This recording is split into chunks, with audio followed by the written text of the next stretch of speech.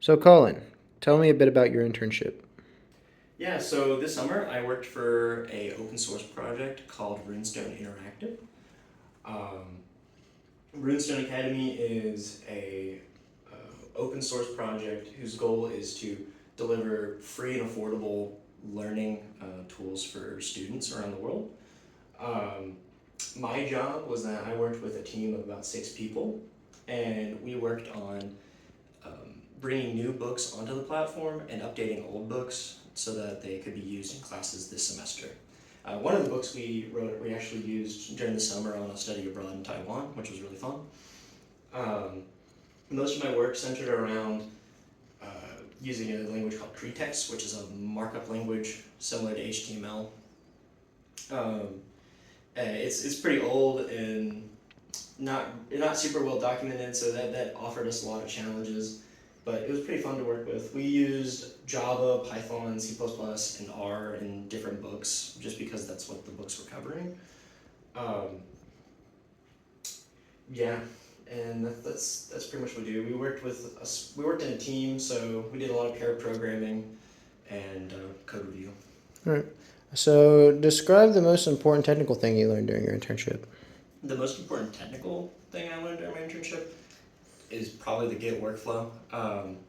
That was something that was really emphasized at the beginning of our internship. We spent about a week trying to make sure that we knew how to use Git and how to commit and push and resolve merge conflicts and not cause them in the first place, which I think was really important, especially later on.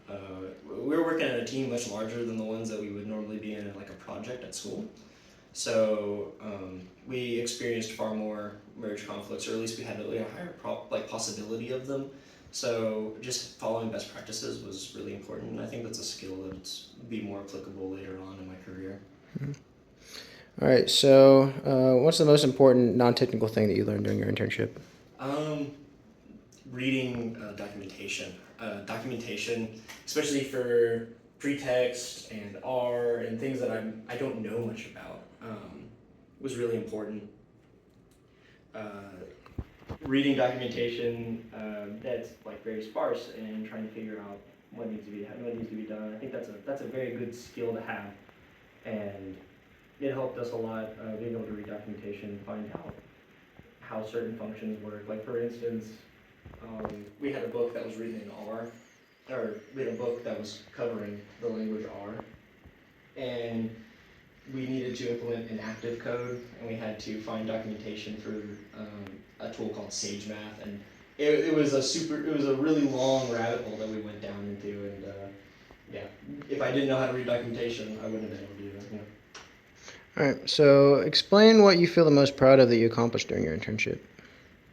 I'm probably most proud of uh, the last book we got to write about.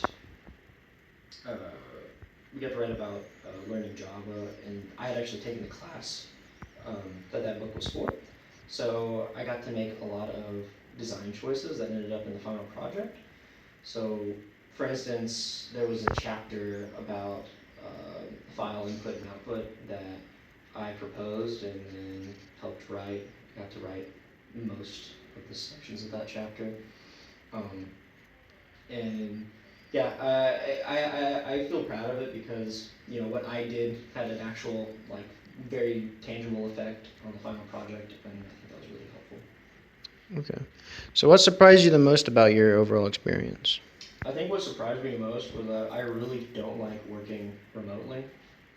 This internship was remote, and I didn't really understand the problems that would come along with that. Um, Yeah, I'm glad that I had this opportunity because it lets me know that this might not be something I want to do in the future. Working remote is really difficult. You have to have a good work ethic, and it's really hard on you, especially like you don't really go to work. Not being able to actually go somewhere to work and then come home is it's just different.